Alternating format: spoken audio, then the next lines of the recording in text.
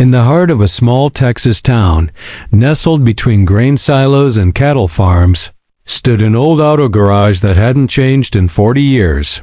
It was run by a man named Hank, but the real star of the shop was his 22-year-old daughter, Claire. Tall, confident, with her curly hair tied back under a grease-stained cap, Claire had grown up with a wrench in one hand and engine oil on her jeans. Most customers dismissed her at first glance. They'd see a young woman and assume she was the receptionist. That is, until they watched her dismantle a V8 engine blindfolded. Claire wasn't just good, she was a prodigy. One quiet morning, a black McLaren rolled into the lot. Its sleek, glossy finish caught the sun like a blade, and its twin-turbo V8 purred low and angry. Out stepped a sharply dressed man with dark sunglasses and an even darker mood. His name was Thomas Langston, a wealthy businessman from Dallas, with a reputation for arrogance and fast cars. "Your best mechanic," he said sharply. "This thing's misfiring." "And I don't have all day." Hank glanced at Claire. She wiped her hands and approached. "You got me," she said, nodding. At the car, Thomas blinked in disbelief. Claire popped the hood and scanned the engine bay with laser focus. Her hands moved with calm precision, testing wires, listening to every engine note. Within minutes, she diagnosed the issue, a misaligned timing chain, and a faulty air-fuel sensor. "It's rare, but I've seen this before," she said. Thomas looked at her skeptically. "You sure?" Claire only smiled. "Give me 2 hours." As she got to work, Thomas paced around, occasionally glancing her way. At first, amusement, then confusion, and finally curiosity. Each torque she applied, every adjustment, was done with confidence. Most of his engineers in Dallas lacked dot by the time the sun dipped behind elevators.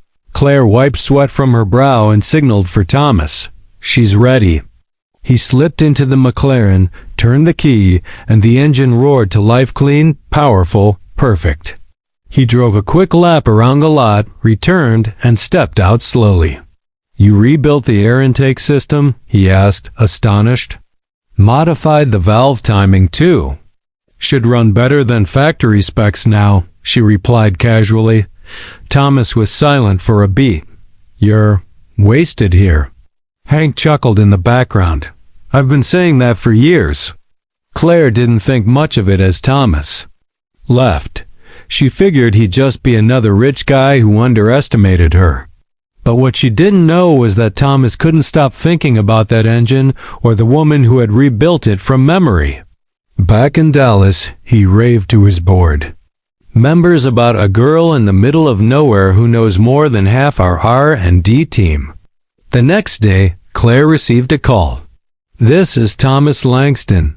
I'd like to offer you something ... big. Pack a bag." "I'm sending a jet?" Her world was about to change. Claire had never been on a private jet before. She sat by the window, staring out at the clouds, her coveralls replaced by a clean button-down and jeans. She still smelled faintly of oil, and she liked it that way. As the plane landed in Dallas, her nerves kicked in. But she reminded herself, engines didn't care about wealth, suits, or skyscrapers. They just needed someone who understood them.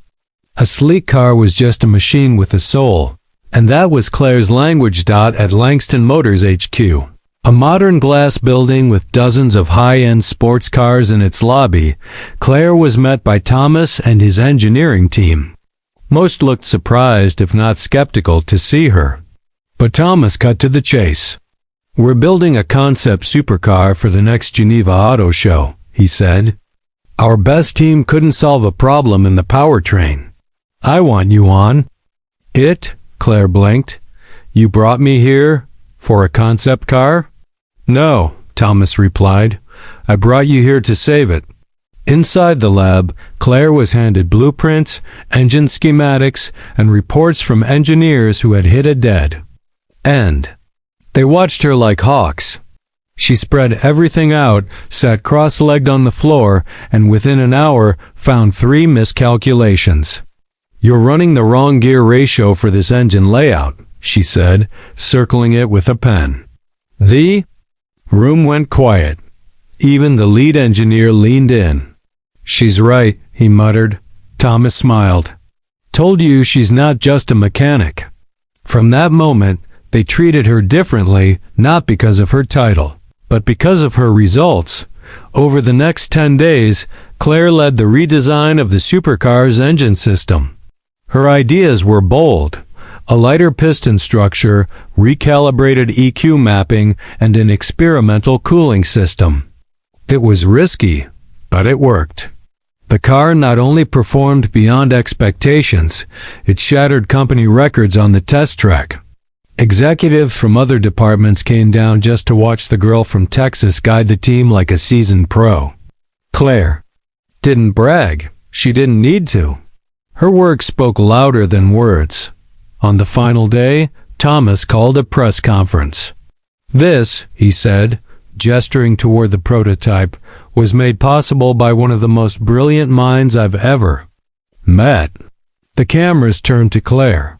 She stepped up shyly, wiping her hands on her jeans. "I'm just a mechanic," she said, earning laughter and applause. Reporters swarmed her. Headlines the next day read, "Small-town girl builds big league." Engine. Langston Motors offered her a 6-figure contract, a permanent spot on the team, and her own workshop. But Claire asked one thing first: "Can I bring my dad?" Weeks later, back in her hometown, Claire pulled up in a McLaren with her name engraved on the side. Her father stepped out beside her, tears in his eyes. And all the people who once doubted her watched in awe as she smiled, lifted the hood, and said, "Still just an engine. Just needs someone to believe in it." In the heart of a small Texas town, nestled between grain silos and cattle farms, stood an old auto garage that hadn't changed in 40 years. It was run by a man named Hank, but the real star of the shop was his 22-year-old daughter, Claire. Tall, confident, with her curly hair tied back under a grease-stained cap, Claire had grown up with a wrench in one hand and engine oil on her jeans. Most customers dismissed her at first glance. They'd see a young woman and assume she was the receptionist. That is, until they watched her dismantle a V8 engine blindfolded. Claire wasn't just good, she was a prodigy. One quiet morning, a black McLaren rolled into the lot. Its sleek, glossy finish caught the sun like a blade, and its twin-turbo V8 purred low and angry. Out stepped a sharply dressed man with dark sunglasses and an even darker mood. His name was Thomas Langston, a wealthy businessman from Dallas with a reputation for arrogance and fast cars. "Your best mechanic," he said sharply. "This thing's misfiring, and I don't have all day." Hank glanced at Claire. She wiped her hands and approached. "You got me," she said, nodding at the car. Thomas blinked in disbelief. Claire popped the hood and scanned the engine bay with laser focus. Her hands moved with calm precision, testing wires, listening to every engine note. Within minutes, she diagnosed the issue: a misaligned timing chain and a faulty air-fuel sensor. "It's rare, but I've seen this before," she said. Thomas looked at her skeptically. "You sure?" Claire only smiled. "Give me 2 hours." As she got to work, Thomas paced around, occasionally glancing her way. At first, amusement, then confusion, and finally curiosity. Each torque she applied, every adjustment, was done with confidence. Most of his engineers in Dallas lacked dot by the time the sun dipped behind the grain elevators. Claire wiped sweat from her brow and signaled for Thomas. "She's ready." He slipped into the McLaren, turned the key, and the engine roared to life, clean, powerful, perfect. He drove a quick lap around the lot, returned, and stepped out slowly.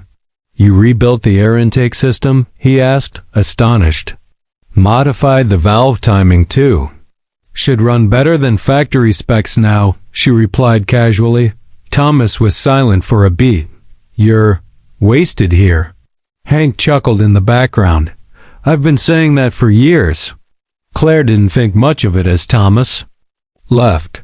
She figured he'd just be another rich guy who underestimated her.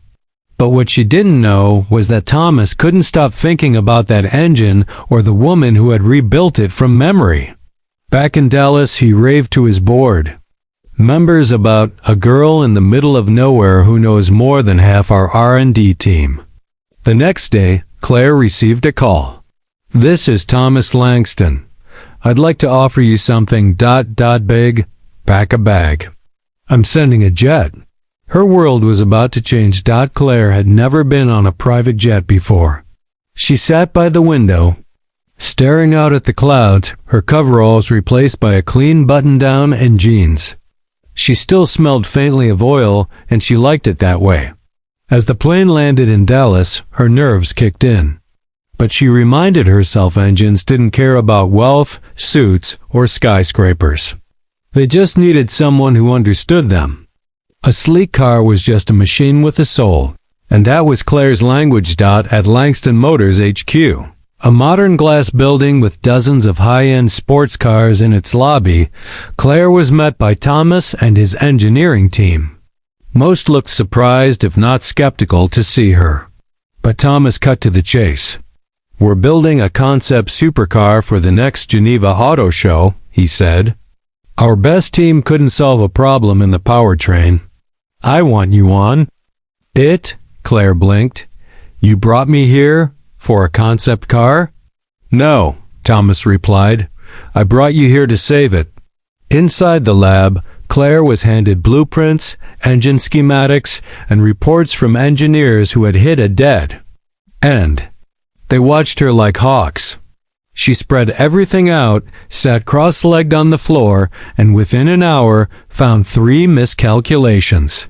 You're running the wrong gear ratio for this engine layout, she said, circling it with a pen.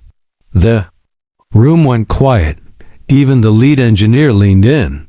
She's right, he muttered. Thomas smiled. Told you she's not just a mechanic. From that moment, they treated her differently, not because of her title, but because of her results. Over the next 10 days, Claire led the redesign of the supercar's engine system. Her ideas were bold: a lighter piston structure, recalibrated EQ mapping, and an experimental cooling system. It was risky, but it worked. The car not only performed beyond expectations, it shattered company records on the test track. Executives from other departments came down just to watch the girl from Texas guide the team like a seasoned pro. Claire didn't brag. She didn't need to. Her work spoke louder than words. On the final day, Thomas called a press conference. This, he said, gesturing toward the prototype, was made possible by one of the most brilliant minds I've ever met. The cameras turned to Claire. She stepped up shyly, wiping her hands on her jeans. I'm just a mechanic, she said, earning laughter and applause. Reporters swarmed her. Headlines the next day read, Small-town girl builds big league engine. Langston Motors offered her a 6-figure contract, a permanent spot on the team, and her own workshop. But Claire asked one thing first: can I bring my dad? Weeks later, back in her hometown, Claire pulled up in a McLaren with her name engraved on the side. Her father stepped out beside her, tears in his eyes. And all the people who once doubted her watched in awe as she smiled, lifted the hood, and said, Still just an engine. Just needs someone to believe in it.